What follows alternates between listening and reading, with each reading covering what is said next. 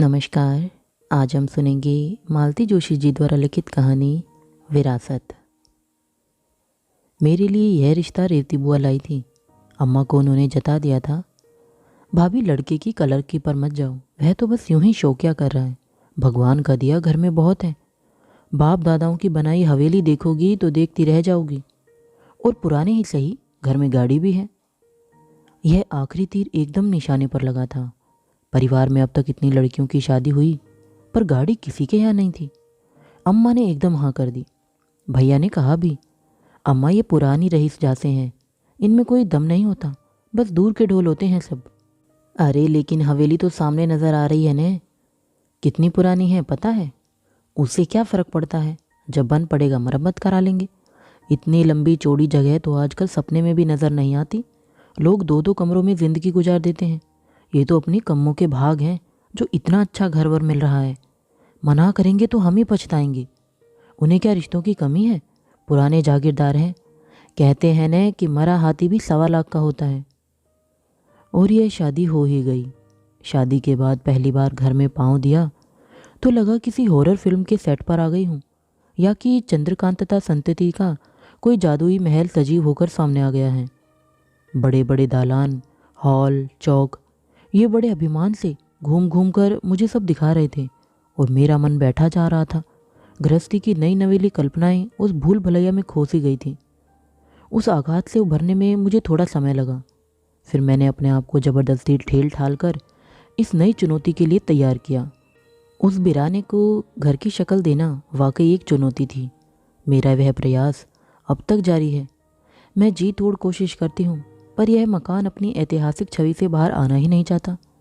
मालिक मकान यानी कि श्रीमान जी भी उसके पारंपरिक स्वरूप को अक्षुण्ण बनाए रखना चाहते हैं, इसलिए मेरी सारी कोशिशें नाकाम हो जाती हैं। मुझे लगता है इस घर में मैं केवल क्यूरेटर की हैसियत से रह सकती हूँ, गृहिणी के रूप में नहीं। इस खंडरनुमा हवेली में 4 कमरे भी इस हालत में नहीं हैं जिनमें रहा जा सके, या यूँ कहिए कि 4 कमरे ही ऐसे हैं जिनमें किसी तरह रहा जा सकता है। शेष जगह तो धीरे धीरे मिट्टी के ढेर में तब्दील हो रही है। आंगन में बैठो तो एहसास होता है मानो 16वीं सदी में आ गए हैं।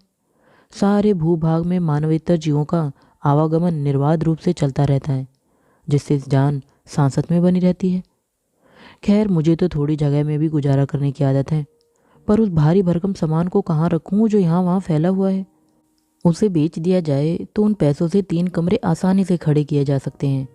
इस घर में बेचने का नाम लेना भी गुनाह है। बुजुर्गों की ये निशानियाँ हमें इसी तरह कलेजे से लगाकर रखनी होंगी, और उस सामान का वर्णन करने की क्षमता मेरी इस छोटी सी लेखनी में नहीं है। भीतर वाले हॉल में जो बड़ा सा छप्पर पलंग है, वह मेरी सास की ददिया सास के पीहर से आया हुआ है।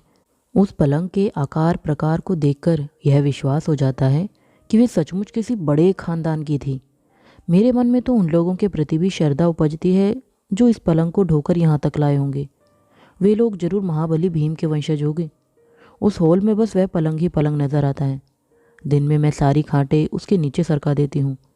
पिंकी की गुड़िया की शादी होती है तो पलंग के पायों को तोरण वगैरह से सजाकर मंडप भी बन जाता है।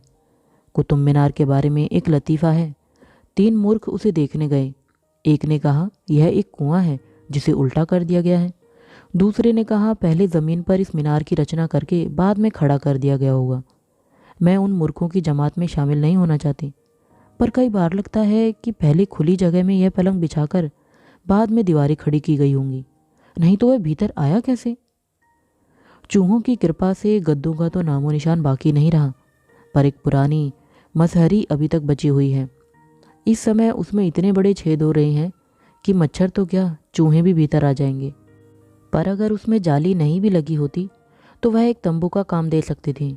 उसका पुराना रंग तो अब पहचान में नहीं आता, पर उस पर बने हुए फूल अब भी मन मोह लेते हैं। रसोई से लगा जो आंगन है उसमें एक बड़ी सी मेज रखी है। उन दिनों तो टेबल पर खाने का रिवाज नहीं था, फिर यह मेज क्यों बनवाई गई, यह शोध का विषय हो सकता है। मेरे बच्चों का मानना है कि गोल मेज कॉन्फ्रेंस के बाद गांधी जी ने यह मेज परदादा जी को इनाम के तौर पर दे दी होगी। खैर, अतीत इसका जैसा भी रहा हो, वर्तमान बड़ा यशस्वी और उपयोगी है।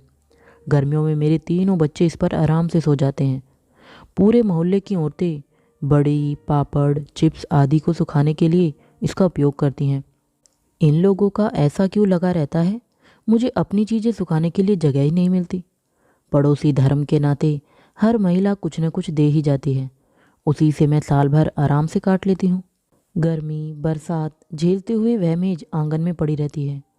घर में लाने का तो सवाल ही नहीं उठता।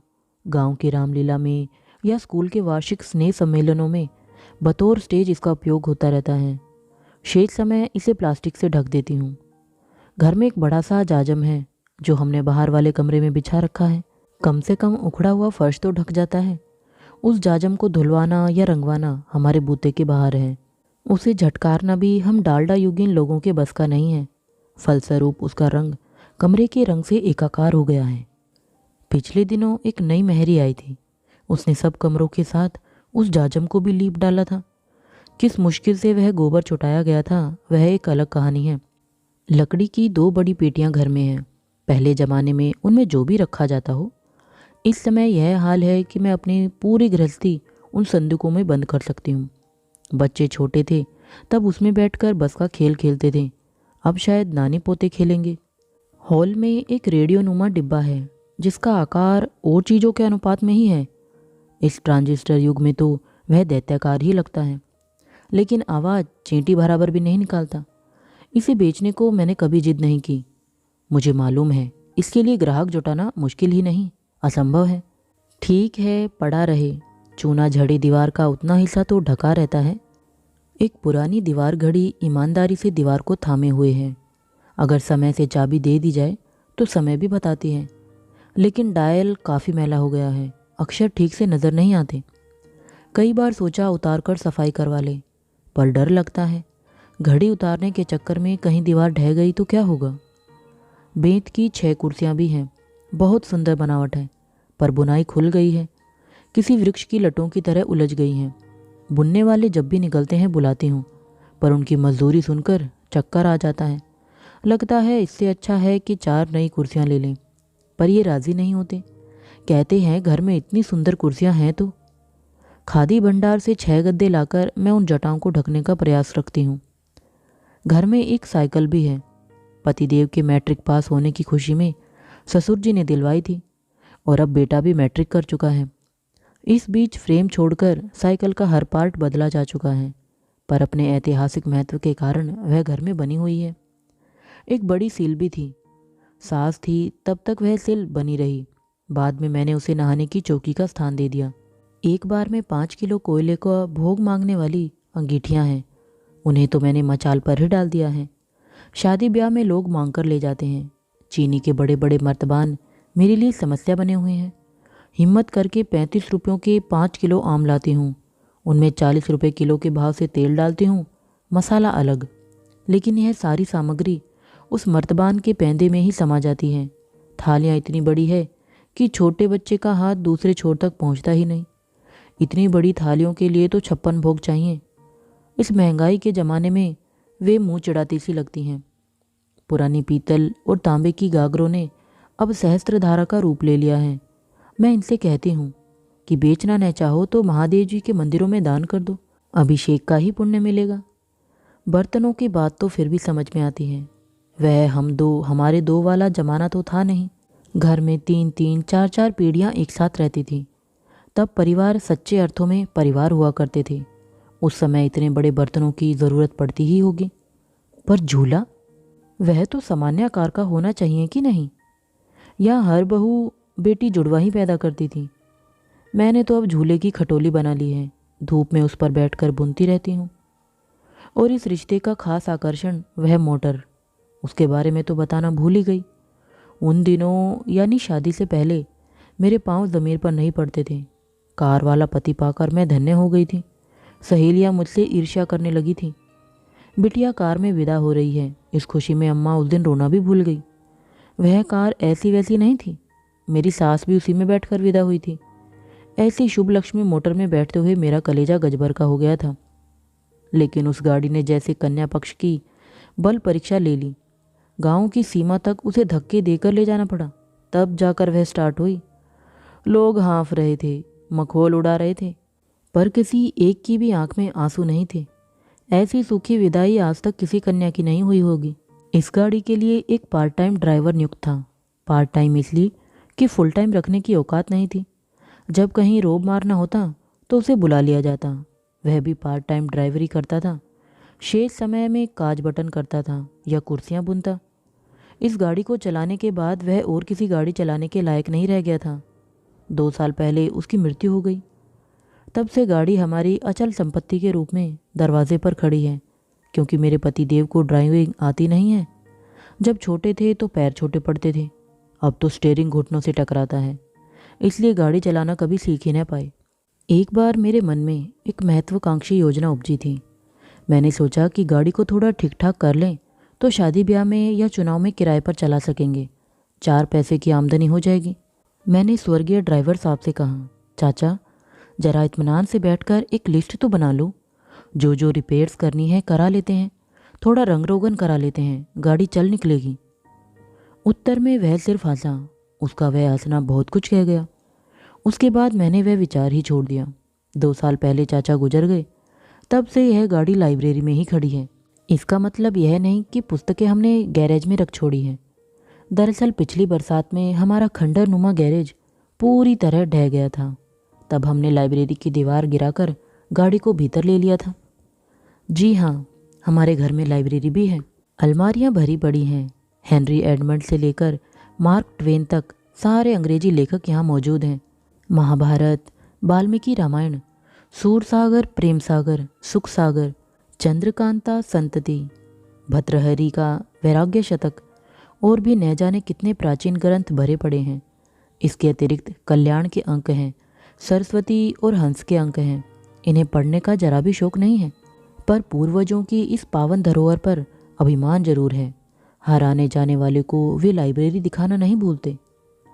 मुझे पढ़ने का बेहद शौक है। कोई अच्छी सी किताब लेकर बिस्तर में लेटकर पढ़ना मुझे अच्छा लगता है। घर में इतनी किताबें हैं, पर मेरा यह शौक कभी पूरा नहीं होता। किताब उठाते ही गर्द की एक परत हाथों को, कपड़ों को सराबोर कर जाती है। किताब खोलते ही पीले पत्तों की तरह पीले पृष्ठ झड़ने लगते हैं। जो जिल्द से चिपके रह जाते हैं, उन पन्नों पर दीमक का अधिकार स्पष्ट नजर आता है। कई कागज तो इतने जीर्ण शीर्ण हो गए हैं कि हाथ लगाते ही चूरा हो जाते हैं। मेरा बड़ा बेटा कहता है कि इस चूर्ण में थोड़ा सा सेंधा नमक मिलाकर बुद्धिवर्धक चूर्ण के नाम से बेचा जा सकता है। कम से कम साल भर की फीस तो निकल ही आएगी। एक बड़ी सी अलमारी केवल डायरी और फोटो से भरी हुई है। उन तस्वीरों का भी कोई तारतम्य नहीं है। जॉर्ज पंचम के साथ हरिद्वार के कोई महंत गलबहियाँ डाले पड़े हैं। लखनऊ की मलका जान है तो स्वामी विवेकानंद भी हैं। रविंद्रनाथ टैगोर हैं तो वीर सावरकर भी हैं। फिर 33 करोड़ देवी देवताओं का पूरा परिवार है। राम पंचायतन, लक्ष्मी गणेश, राधा कृष्ण, शंकर पार्वती की रंगीन तस्वीरें तो हैं ही, कुछ कुछ प्रसंगों के कल्पना चित्र भी हैं, जैसे गंगा अवतरण, चीरहरण, धनुष यज्ञ, लक्ष्मण शक्ति, द्रौपदी स्वयंवर आदि। 10-20 फोटो पारिवारिक भी हैं। तब शायद ग्रुप फोटो का ही प्रचलन अधिक था। हर चित्र की धज करीब करीब एक सी है। पिछली कतार महिलाओं के लिए रिजर्व थी। माथे तक घूंघट खींचे, जेवरों से लदी फदी वे अपने अपने पतियों के पीछे खड़ी हैं। कुर्सियों पर बड़ी मूछों वाले पगड़धारी पुरुष विराजमान हैं। सामने की कतार में जमीन पर बालक वृंद है। उन गोल गोल टोपियों में सभी बच्चे एक से नजर आते हैं। ये लोग कौन कौन हैं इसका अता पता मेरे पतिदेव को भी नहीं है। अपनी फ़ोटो तक ये पहचान नहीं पाते। हाँ, देखकर गदगद जरूर होते हैं। ये सारी तस्वीरें किसी ज़माने में दीवारों पर सुशोभित रही होंगी, पर अब तो न इनमें वह पुरानी चमक बाकी है, न इन दीवारों में इन्हें थामे रहने की शक्ति है। इसलिए ये सब अलमारी के अंधेरे कोनों में अपना अभिशप्त जीवन काट रही हैं। डायरी लिखना इनके खानदान का प्रिय शौक रहा है। इस पीढ़ी में ही इस नियम का थोड़ा सा व्यतिक्रम हुआ है। इन डायरियों को हिसाब की कॉपी कहना ज़्यादा समयचीन होगा। हिसाब के अलावा इनमें जन्म, मृत्यु और शादियां भी दर्ज हैं। जन्म की सूचना के साथ जातक की कुंडली भी नत्थी है। मृत्यु की तारीख के साथ 13वीं का खर्च और उपस्थिति भी दर्ज है। हर बच्चे की शादी की तैयारी तफ्तीर से लिखी हुई है। शादी में किसने कितना दिया, किसको कितना दिया गया, यह भी बाकायदा नोट किया हुआ है। पुरानी पीढ़ी के लोग व्यवहार कुशल थे। ये डायरियाँ इस बात की मिसाल देती हैं। मुझे ये डायरियाँ पढ़ना अच्छा लगता है। कुछ समय को मन पिछले ज़माने में लौट जाता है। उस समय का जमा खर्च पढ़कर तो अलाउद्दीन खिलजी का शासनकाल याद आ जाता है। इतने कम खर्च में तो शादी शायद तब भी नहीं हुई होगी।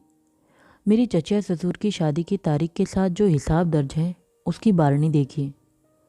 गफूर बैंड मास्टर 11 रुपये, महादेव शहनाई वाला 5 रुपये, मगन लाल बजाज 325 रुपये, हीरा लाल पन्ना लाल बनिया 490 रुपये, श्याम सुंदर सराफ 1180 रुपये, गणपत हलवाई 25 रुपये। और यह बताते हैं कि इस शादी की महीनों तक चर्चा होती रही थी।